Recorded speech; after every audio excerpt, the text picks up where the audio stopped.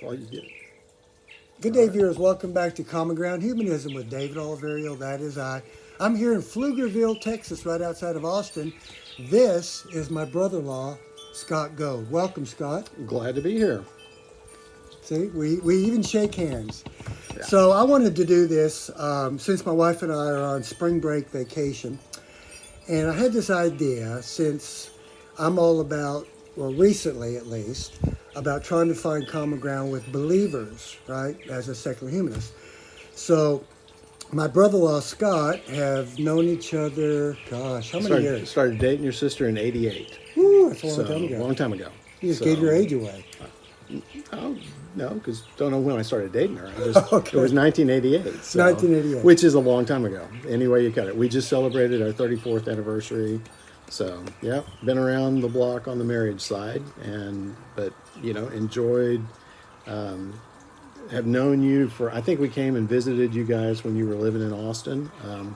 We were in Waco at the time, and so coming to Austin was always a big deal. So we came and visited with you guys and met you and enjoyed the conversation and getting to know your family because you had kids and we weren't even married yet. So you were sort of charting the way for us. Yes, yes. And so Scott and I go way back. And I got to say, as a believer, Scott, you're a Christian. Mm-hmm. I want everybody to know that. And I went through, I guess you have seen me go through that stage in my life, which you would call maybe an angry stage. Well, yeah, sort of the angry atheiist stage. The angry atheist stage. Yeah. Yeah. You were grumpy and didn't see eye to eye on things, but also didn't have the ability or the desire to discuss it or to consider alternate points of view. Right. So do you think that people on both sides of the fence should be able to discuss things? I think that's something that we've lost is the ability to have dialogue that's not adversarial.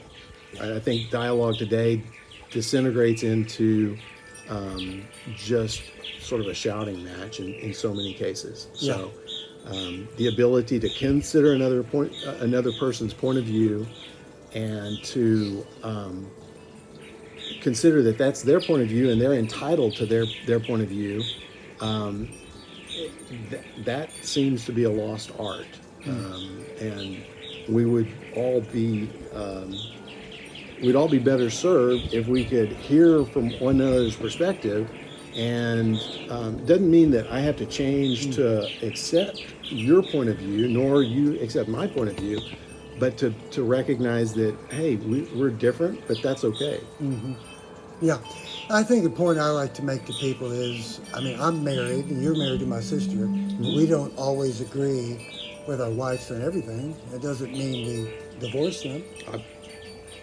Oh, you agree with? No, I didn't think so. I agree. I agree. So I do appreciate you being such a wonderful husband to my little sister. So I do appreciate that all these years. And and I also feel, you probably don't think I need to do this, but I just feel like I need to owe you an apology. I wasn't the most amiable, easy to get along with person there for a while. So I feel like I need to tell you I'm sorry for how I treated you and some of your other people that you knew that were believers. So and I've gone over that in some of my episodes about my transformation, my life transformation that we secular people go through too as well. Yeah. Right? Just like believers have that new creation experience, right? The 2 Thessalonians 5. There you go. I still remember it. Yeah. 2 Corinthians 5:17. 5:17. If any man be in Christ, he is a new creation. In Christ. Right. So the old has passed away, and behold, all things have become new. Right. So it's interesting to hear your perspective on this, because that's something that Denise and I have observed over the last several years, is that your attitude and perspective and all has changed. Yeah. From being adversarial to being like a live and let live. Yeah. And it's there were times where there was there was really sort of an estranged relationship, Oh yeah. and I've seen even within your family, with your parents and all, I've seen a radical transformation in terms of how you approach them, which I've told you before. I mean, I've told you in the past that you did an amazing thing to reach out and bridge that communication, especially with your dad, Yeah. Yeah. and that took a lot. So I mean, yeah, I've seen a difference, and I like the fact. I mean, this isn't the first time we've talked, through these topics and stuff, but it's real interesting to just see. It's like, how much in general we have in common. Yeah. Yeah, we differ on things that are core to our beliefs, right? I mean, we don't agree on everything, but that's okay because it, we're entitled to our own opinion Absolutely. and motivation. So Yeah, absolutely. Yeah, and I think that's the message that I'm trying to relay on this little channel, and that's why I want you on here. I want people to see how a Christian, a born again Christian, and a secular humanist are by definition the big dirty A word that we've talked about, right? That I try not to use very often, but can still get along. And I think personally, Scott, I knew all along that we probably had more in common than at least I thought, or maybe you even thought. And this, we just started talking about this, what, a year ago, maybe a year ago or yeah, so. Yeah. and every time, I mean, you guys used to live in the area, so we would see each other at least every 6 months. Yeah. And now that we're a little bit further away, we have to be more intentional about when we're meeting and getting together. But as we've done that, it's been pretty cool because I think the relationship, has only gotten stronger Yeah. in recent years. So I mean, I think it's been, it's one of those things where it's like, oh, now we look forward to something where in the past we might not have been as excited about it. We still would have, you still get together, Yeah. but it's now with a more heartfelt, forward-looking bit. Because So right, because we're looking at the commonalities Yeah. that we have, and we could go for hours talking about the things that we have in common. Yeah. There's a lot of things. So Scott, tell us a little bit about your upbringing. Of course, your dad was a preacher, so you can tell us about that. Maybe some of your education and.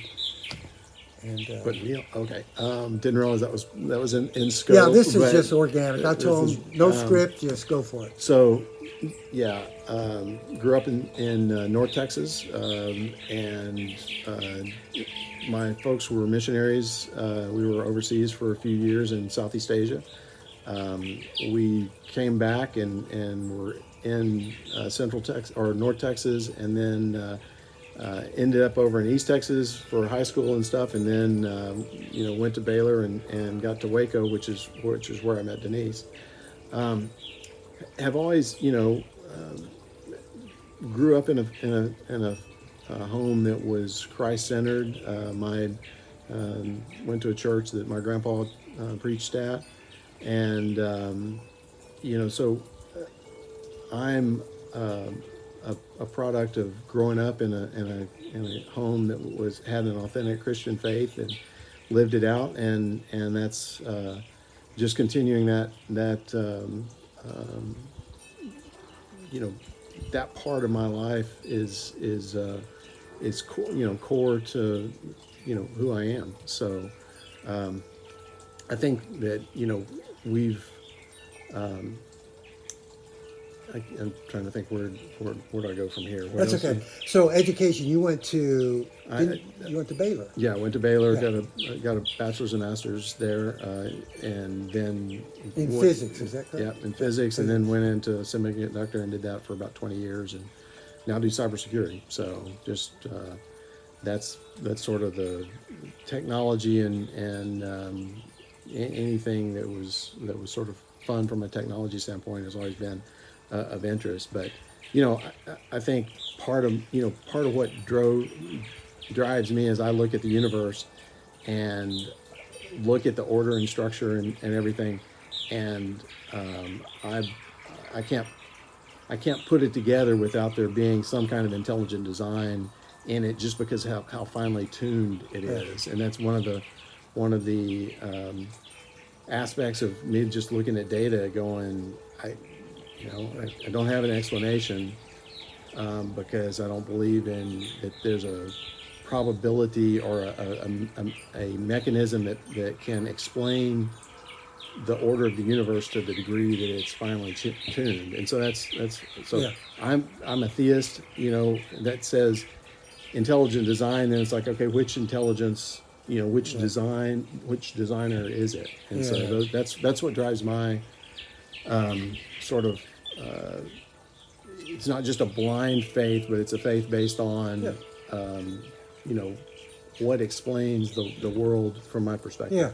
Yeah, that's interesting because my experience talking with believers for years, you've had those that are the 6,000 year earth creationists, right? And then there are a lot of believers that are very rational, like yourself, that are very intelligent. I always kid around with Scott, my brother in law here. I wish I had your IQ because anybody that can get a degree in physics is very, very intelligent. So Or just determined, maybe. Well, I would say you have a lot of intelligence, and your siblings all are your sister's college educated as well. Yeah. So yeah, I mean, these are just things that we have some differences in. But to me, and Scott, you would agree, the important thing is, like you mentioned, the live and let live, just loving each other, letting people believe what they want to believe. We're always going to have some differences, and there are plenty of opportunities. I'm going to send to the Martins behind you.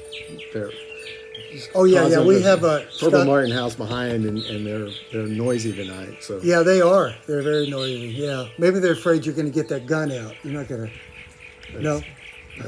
Oh, okay. No. I didn't think so.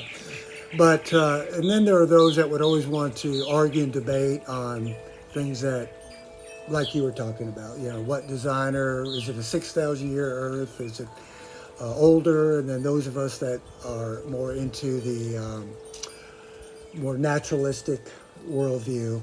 But I guess once we see and we get to talk to each other that we are all driving for the same thing, which would be, what do we all need? Love, happiness, joy, and peace, and so forth.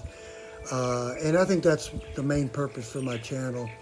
And I told you about my new Muslim friend, Isa, and how we got along. So I just want my friends and my viewers to see that we all get along, right? It's not really that hard. There's one thing in Christianity that is one of those concepts is grace, right? Yeah. Grace is unmerited favor. Looking at someone else and instead of judging them, but being, like allowing them and loving them, where they're at. Yeah. And unfortunately, it feels like that a lot of times we do a really good job of pointing out the faults in others, yeah, and completely ignoring, the faults in our own lives. Yeah. And if we would all be more gracious towards one another, the world would be a much more pleasant place to be in. Yeah, So, definitely. Yeah. so not to throw a Christian concept into the mix, but it's so similar. But it's exactly. I agree. Empathy, putting yourself in someone else's shoes. That's a part of. We have a thing in humanism. We try to stay away from dogma or rules, but we have suggestions. So we have, instead of the 10 commandments, we have the 10 commitments of humanism. And I've had believers look at this list of commitments and they're like, oh my gosh, that's like the principles of Jesus. It's almost identical. The compassion, the kindness, the empathy, the love, the trying to make a more peaceful world. So I think that if we all just knew what our principles were in each different sect or religion or non-religion, people would just find out that there's a lot of similarities. Is there something though that you've got to look at from a standpoint of like, okay, what's your motivation behind it? What motivates you to abide by the 10 commitments? Commitments, or, the Ten Commandments. I mean, like, Yeah, without having a God. Yeah. Yeah. When I explain this to believers, they'll ask me, why would you want to be good if you don't believe in a God? Well, number one, it makes me feel good. Because when I do a good, kind act for someone else, like I said in one of my videos before, if I'm harsh or mean, if I cause harm to somebody else, that doesn't make me feel good. What I would call my internal moral compass, which believers would say, and it doesn't bother me anymore. It used to. They would say, yes, you can be good and you can understand when you're either good to somebody or disrespectful because God put his laws in your heart, which is the Romans chapter 2 or chapter 12, somewhere around there. And that doesn't really bother me when people think that. What I'm concerned about is just how are we going to treat each other? How are we going to act toward one another? Even if a believer says that these emotions and drives we have to do good come from a God or just from nature. Of course, I say nature, believers say from a God. And to me, I really don't care. What I care about is if we're just doing it, right? If we're The actions exercising the over actions the over the belief. belief. And so at our little group, we have our core values. And my favorite core value is that people are more important than beliefs. In other words, we love the person more than what they believe, right? So I respect you as a person more than what you believe. So anyway, the different similarities are really out there, and I mean, certainly a contingent of people on both ends of the spectrum that want to focus solely on the differences and Yeah. magnify those and really harp on those to such a degree that it's disruptive, to the point of Yeah. you can't really have a dialogue or anything, if that's where people are at. So it's interesting to try to go, okay, well, how do you combat that, right? I mean, on both sides, right? I mean, there can be Christians that are very un-Christ-like in their behavior, Yeah. and the same on the atheist Oh, side. absolutely. Although that they could just be saying, well, their own motivation, right? Oh, absolutely. Yeah. Yeah, we talked about that, the two extremes, and that seems to be what's really causing a lot of harm. The visible people on both sides of the fence sometimes tend to be the ones that are extremists. So, yeah, to me, in order for those that would like to discuss or debate where we get this goodness or the evolution versus creationism or intelligent design, there are some people that enjoy talking about that. But first, we have to take this first step. First step would be just get to know the person, have dialogue. Right. Like I'm trying to do on my little show, right? I'm not a great debater.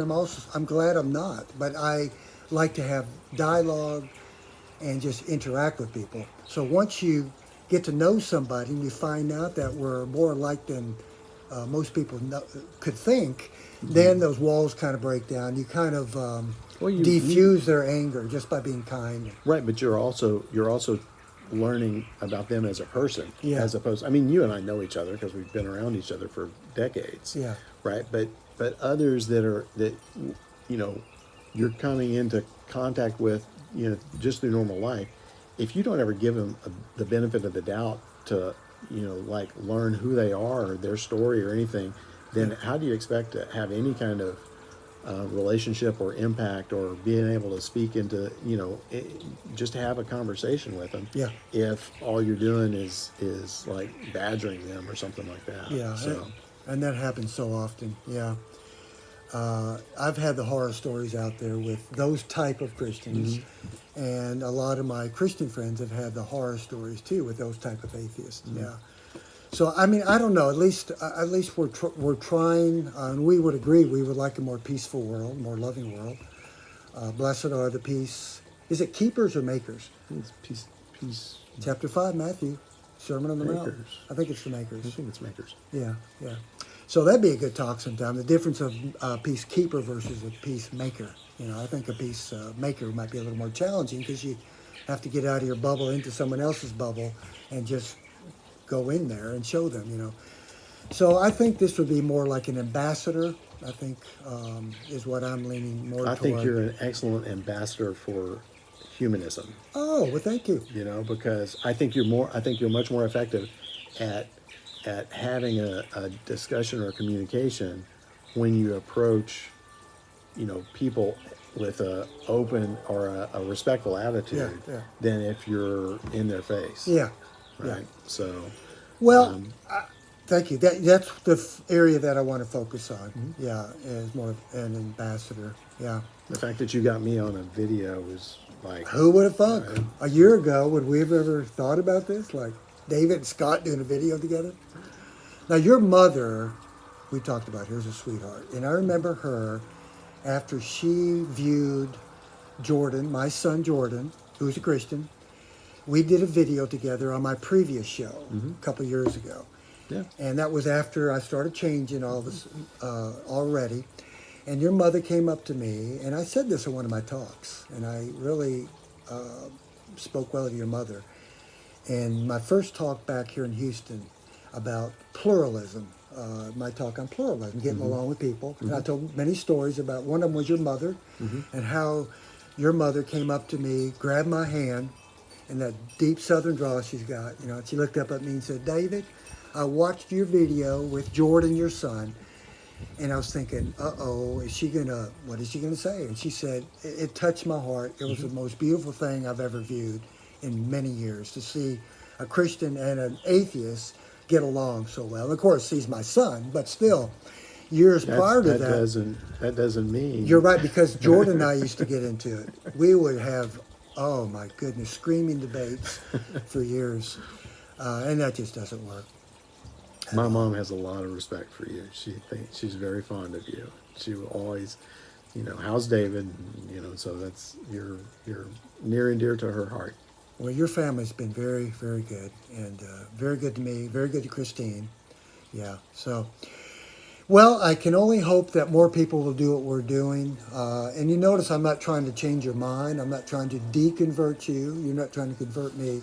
All I'm trying to do is build bridges, which some people are bridge burners. I just think that's my perspective, is that's how we can at least attempt to make a more peaceful, loving world. We got to start somewhere, and I'm just kind of sick of the polarization. And politically, Right. oh wow, that's a whole nother story. But that's Well, I think same that's principle. sort of an agenda that the more you divide the people into like smaller groups, the more you're able to control them. And I feel like that's orchestrated, and the more we get along, the more the more we all want similar things, and if we work together, we would have a much greater impact. Checks and balances. Yep. Not everybody knows everything. Not every group knows everything. Not every religion. I mean, we all need each other. We can all learn from each other. Yeah, and 5 years ago, I would have never been able to say that. So I can say that now. We can all learn from each other. Yeah. Did you want to share anything else before we? No, I was before going to we ask head you on? what other I think topics. that's really about Is that it. it? Yeah. Is it a wrap? I think that's a wrap. I did pretty good with a physicist here. I mean, Hey, he's smart. So you were we're just two guys having a conversation. two guys. We didn't have a beer. We've got some water. Two guys having a water. We just had a great meal inside too. That Denise made us. So, all right. Well, thanks so much for Okay. watching, Take care. Thanks, and David. thank you for coming on, Scott. bet. I really appreciate You it, bet. and putting up with me all those years. So, y'all have a wonderful day. Remember to be kind to each other. Have a good day. Bye bye.